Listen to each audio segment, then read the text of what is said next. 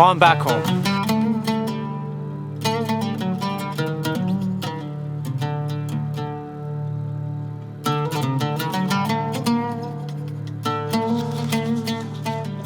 Welcome back to the Balcony of Dreams. Back at the Balcony of Dreams, guys. Speaking of dreams, Morocco, that was a dream, let me tell you. That was a trip. That was, some parts did not feel real. So this is just sort of quick vid on my overall thoughts on Morocco, the country, the tour that I was on, the videos that I made. Yeah, so I just uploaded the last vid in Marrakech today.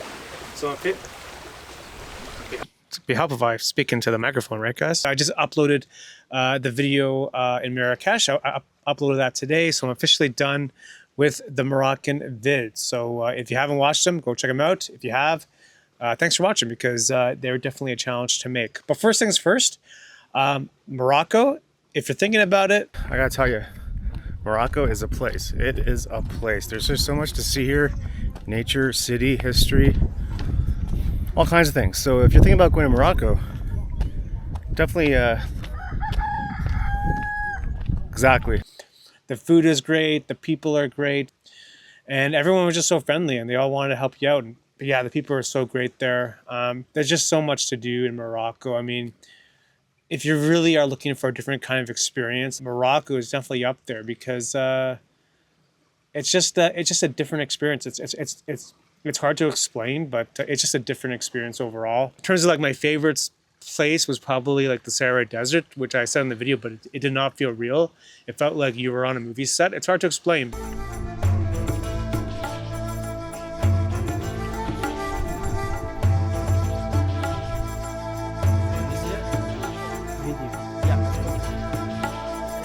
So that was my favorite part of the trip. My least favorite was probably Marrakech, just because we came from the beach town of Assyria and we went to Marrakech, and they were like polar opposites in terms of places. Like Assyria is very laid back, very calm, and Marrakech is very noisy, very busy, as you'll see in the videos.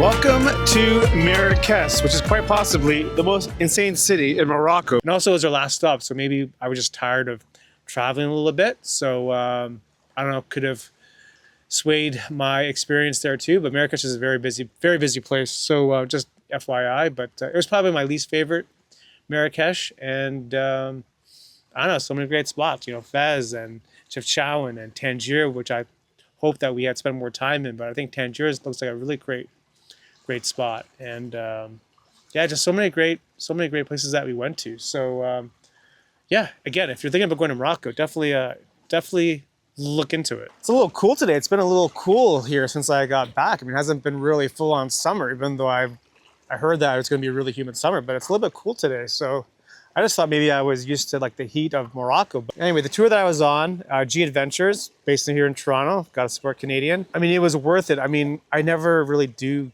group trips just because I like doing what I want when I want them. I like going to places when I want them, where to eat, where to stay.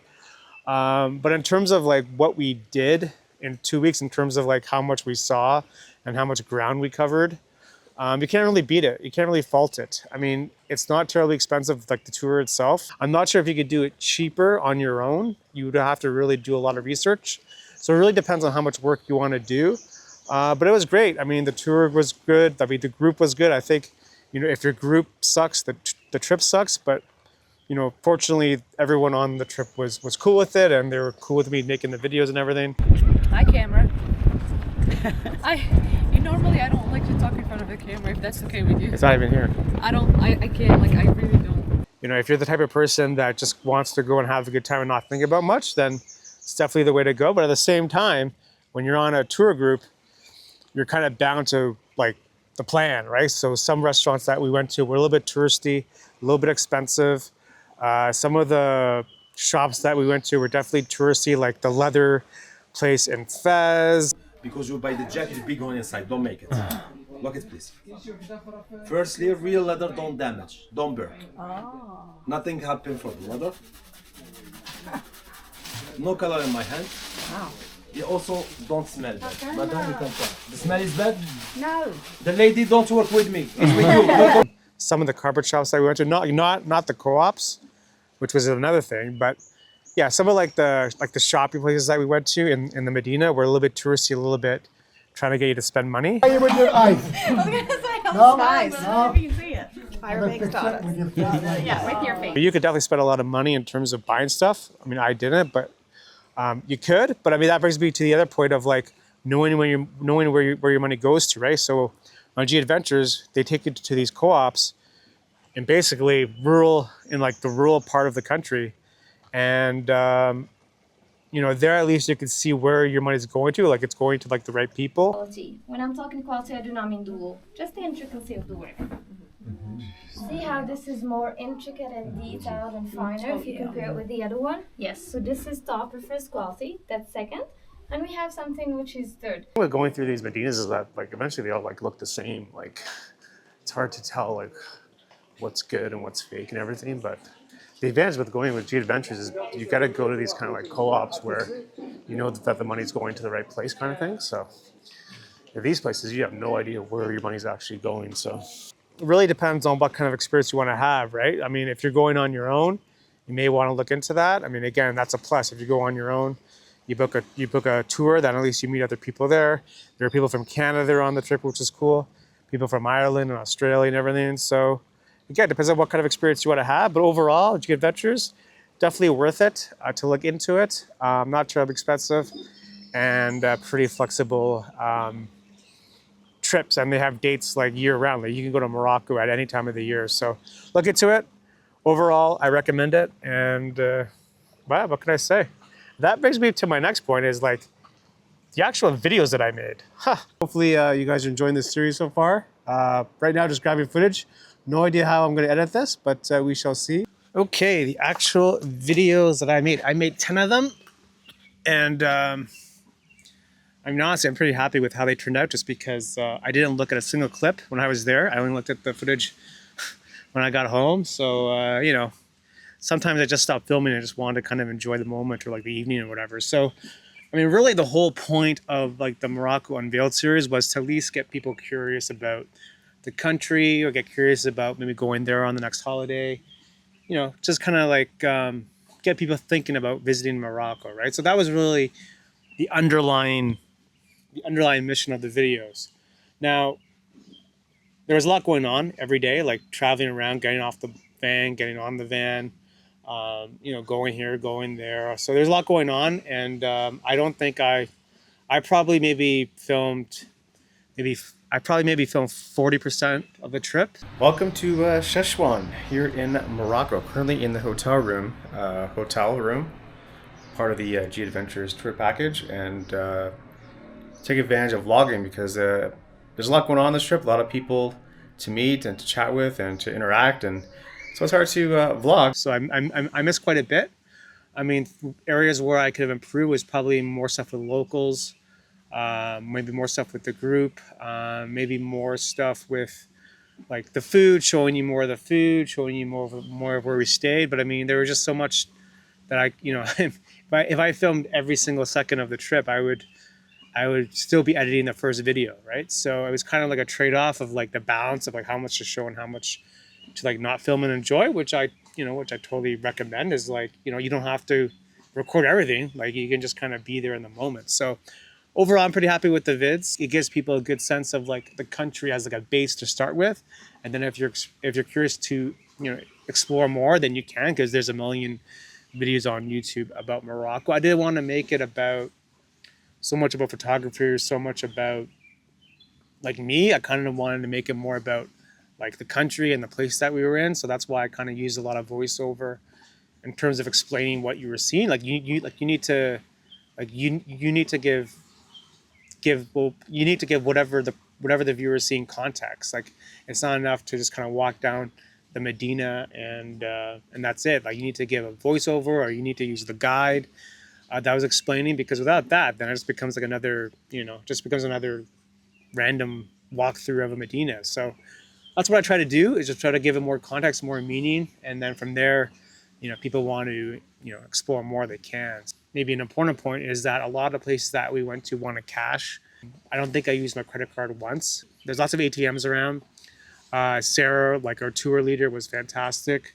she did a really great job. And that job was not easy to kind of manage, 12 people or so, and managing everything that goes along with, going through a whole country for the 2 weeks. So she did a great job. She showed us where to go, where not to go, like what bank machines didn't charge fees. So, so Morocco, I mean, definitely the places that we went to wanted cash.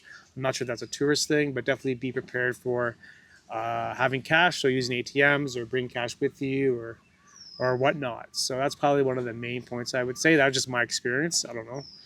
That's just how things rolled for us. But what can I say? I mean, there's a lot to, with going on trips like these. Like, it's hard to, when people ask you like, oh, how was it? It's hard to explain like how it was, because that person wasn't there. You experienced it, right? So at least with the videos, I could say, well, just watch the videos, and at least you'll get a better sense of like how it was in like the moment, right? Because when you come back, it's hard to, process everything that's happened to you. And everything that went on, right? Because again, every day there was so much going on. We were always on the move. We were always doing something, going somewhere. I mean, we did have free time, but it was pretty fast paced, and that's what the tour said. It was pretty fast paced in terms of covering the ground that we did. I mean, we did cover a lot of ground. I mean, the drive from where were we? I don't know what it was. Fez to like Sahara was like a 9-hour drive. So it is what it is. But everything worked out. The van didn't break down, and I was one of the few people that did not get sick. So there you go.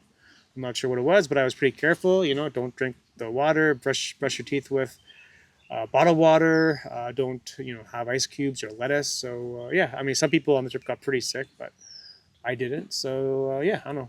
What are you gonna do? It happens to the best of us, right? So anyway, I'm probably rambling on at this point, but overall, if you're thinking about going to Morocco, definitely look into that. And if you do actually go because of like in some small part of like my videos, I think that's honestly pretty cool to have that kind of impact. So if that does happen, I mean, hey, mission accomplished, guys. And I don't know. I mean, in terms of like the videos moving forward, it's gonna be hard to beat those ones from Morocco, because what the hell am I gonna do here, right? I mean, whenever you get home, it's cool. It's always good to go home, but you're home for a month and then you want to go somewhere again. So moving forward with these videos, we shall see. I got some stuff lined up, but always looking at my next trip, and when I book it, you guys will be the first to know. So thanks for watching. Subscribe if you haven't, and go check out the Moroccan Unveiled series, and we shall see you soon. Peace.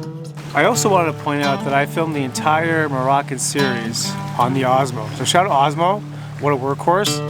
Use the DJI mic, so it worked out great. So you don't need the fanciest gear.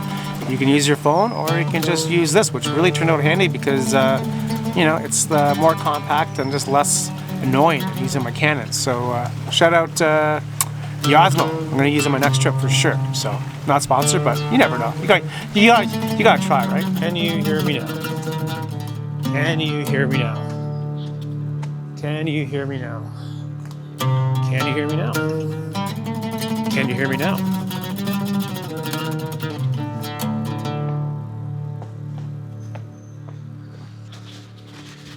Thanks for watching.